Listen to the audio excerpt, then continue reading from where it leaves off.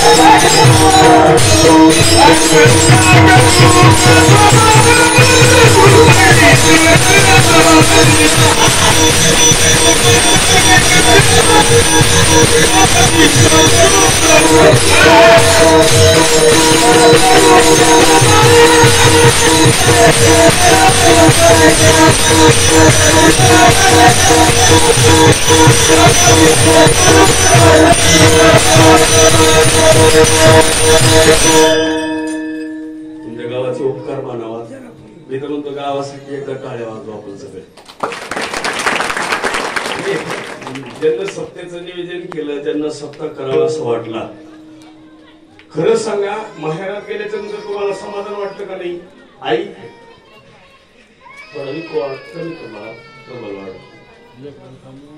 माहेरात गेल्याच्या नंतर जेवढं समाधान वाटतं का नाही तुम्हाला, तेवढं आम्हाला सत्ता बसले वाटतं.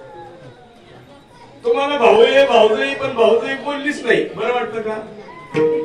नाही नाही, भाऊजाई जर बोलली तर आनंद आहे, पण जर भावाच्या घरी गेला, आई आहे, बाप आहे, भाऊ आहे, सगळे, पण भाऊजाई बोलत नाही, समाधान वाटतं का? नाही ना. मग तुम्ही कुणाच तरी भाऊजाई आहे ना. तुमच्याही घरी कुणीतरी अपेक्षाने येतं का नाही? त्याला पुरावा आहे का? आता जसं सत्ता बसल्यावर का समाधान वाटतं माहिती का? त्याला कारण आहे का? सत्ता आम्हाला सुद्धा आता कळलं. तुम्ही म्हणतो एवढे दिवस तुम्ही काय करीत होते? वा, एवढे दिवस आम्ही जी करत होतो ती काही खरं नाही, आम्हाला ह्या 2 वर्षात खास कळलं. साहेब सांगा तुम्हाला, कोणची जिरू नाही तर नाही जिरू, आमची लय जिरली.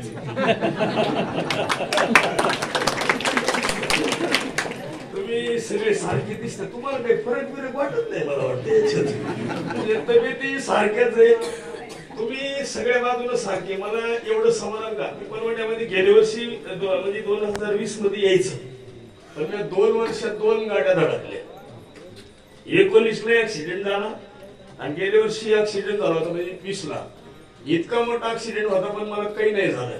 मला वाटतं त्या काळात गेलो असं तर कोरोना कळला नसता. कारण वाचलं याचा अर्थ असा आहे, जगण्याचा आनंद कळला. तुम्हाला माहिती का, तुम्ही जुने माणसं मला सांगा, झाडावर एक झाड येत आहे, त्याला तुम्ही काय म्हणते? झाड आहे, पण झाडावर दुसरं झाड येतं, म्हणजे त्याला पाला फुटलेला आहे, पण त्याला दुसरंच एक काहीतरी फुटत नव्हती, त्याला काय म्हणते तुम्ही? बाळगुळ? नाही नाही, सावकार म्हणते त्याला. नाही नाही, आता जसं आपण आंब्याचं झाड आहे बर का, पण आंब्याच्या झाडाला आंब्यासारखेच पानं, पण वेगळं फुटत दुसरं. आमच्याकडे त्याला बांडगुळ म्हणतं, नाही कळत? म्हणजे त्याला मुळी नाही, ते झाडावरच आलं, तयार झालं, ते पुढे निघालं, आपण त्याला काहीतरी दुसरं म्हणतो. हे झाडाचा आश्रय घेऊन ते पुढं नव्हती फुटत ही, पण त्याला खरं मूळ कोण आहे? झाड आहे. आणि हा पुढं चाललाय, त्याला आपल्याकडे पद्धत आहे बघा, ते वेगळी झाडात, म्हणजे असं पानं तेच असतात, पण फरक होतो त्याच्यात पानात. आमच्याकडे त्याला बांडगुळ म्हणतात, संत परवा सांगताय. आता आहे का, हे असं का म्हणलं मी तुम्हाला? कीर्तनामध्ये आम्ही आयुष्यभर कीर्तन केले, पण गेल्या वर्षीपासून आम्हाला कळलं की आपण सुद्धा त्या जातीची. कोणत्या? दुसऱ्याच्या जीवावर आहे, हे आम्हाला गेल्या वर्षी कळलं. आम्ही हा आमचं नाही म्हणजे सुनानं फक्त म्हणायचं महासंसाने खरा तिने केला का आली लगेच म्हणजे मा खरं सांगा पोरं एवढे एवढे बारखे आपलं घर आपलं का आजोबाचं हे बरोबर घर कुणाचं तुमचं का आजोबाचं पण तुम्ही म्हणते कुणाचं म्हणते का नाही आपलं बांधलं कुणी आजोबाचं पण आपण काय म्हणतो घर कोणाचं आहे आपलं का माझं तुमच्या पोरं बसल्यानंतर तुम्ही काय म्हणता घर कुणाचं आहे माझं म्हणते का नाही पण बांधलं कुणी बरं तुम्हाला जन्म कोणी दिला आई बापाने बरोबर आहे लहानाचं मोठं कोणी केलं आई वडिलांनी नोकरी लागली पण पैसे कोणी दिले बरं नोकरीचे पैसे द्यायचे कोणाला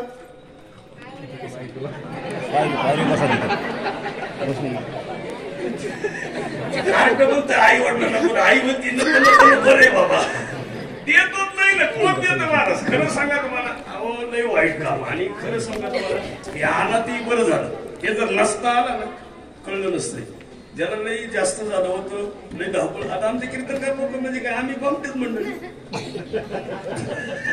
नंबर 1 च लपाट बोलणार काम आमच्याकडे होत पण आता अशी जिरली खरंच बोलायचं इथून कुठं खोटं बोलायचंच नाही जे बोलायचं ते सत्य बोलायचं संतांचे शब्द आहेत मध्ये आमचं बरंच काली व्हायची ती सोडून दिलंय आता का दिलंय एवढ्या 2 वर्षात आम्हाला आमचे घरचे वैतागले आमच्या बायकासाठी आम्हाला म्हणायचं कवा जातं काय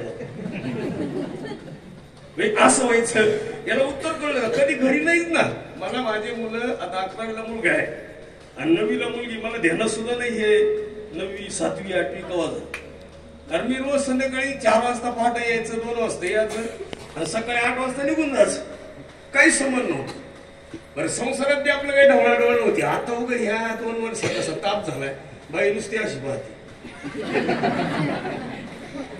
देवानं लईच